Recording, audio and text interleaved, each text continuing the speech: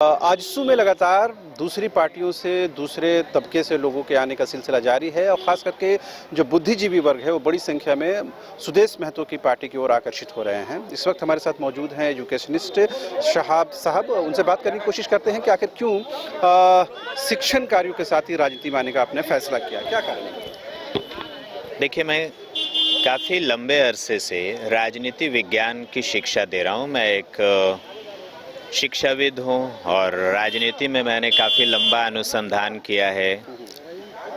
मैंने झारखंड पर पहली पुस्तक भी लिखी थी 2002 में, झारखंड एक परिचय के नाम से। झारखंड की क्षेत्रीय राजनीति पर ही मैंने शोध कार्य भी किया है। तो झारखंड की वर्तमान दशा और दिशा निश्चित रूप से आहत करने वाली है और जो समस्याएं हैं, आम आदमी को जो समस्याएं हैं, जिस प्रकार से सरकारी योजनाएं धरातल पर नहीं पहुंच पा रही हैं, आम जनता त्रस्त है।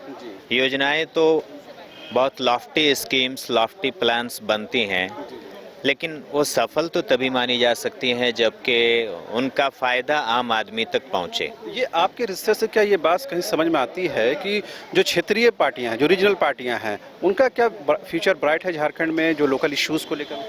निश्चित रूप से क्षेत्रीय दलों का, चूँकि मैंने इस पर जो है रिसर्च भी किया है, तो क्षेत्रीय दलों की बहुत बड़ी भूमिका रही है। झारखंड के निर्माण के पीछे भी क्षेत्रीय दल ही थे। ये यहाँ की क्षेत्रीय राजनीति है, क्षेत्रीय दल हैं जिन्होंने झारखंड के निर्माण का आंदोलन चलाया और झारखंड के निर्माण के बाद भी आज तक कोई ऐसी सरकार नहीं बनी है जिसमें क्षेत्रीय दल की अपनी भूमिका या महत्व ना हो। यही सवाल मैंने, जो भी क्षेत्रीय पार्टियां हैं वो राष्ट्रीय पार्टियां की अगर आम भाषा में कहें तो पिछलग्गू बनकर रह जाती हैं। जैसे अगर आजसू जो है वो अब एनडीए के साथ चुनाव लड़ेगी, बीजेपी के साथ चुनाव लड़ेगी, जेएमएम जो है कांग्रेस के साथ मिलकर सरकार बनाती है, इनका इंडिविजुअल एग्जिस्टेंस क्यों नहीं हो पाता है?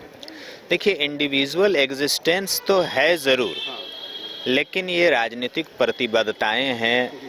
जो राष्ट्रीय दल होते हैं उनका कैनवस बड़ा है, उनकी पहुंच बड़ी है और उनका भी आधार है। और अभी तक झारखंड में कोई एकमात्र ऐसी क्षेत्रीय पार्टी नहीं हुई है जो कि अपने दम पर, अकेले दम पर बहुमत प्राप्त करे और अपनी सरकार बनाए, अपने एजेंडे को लागू करे।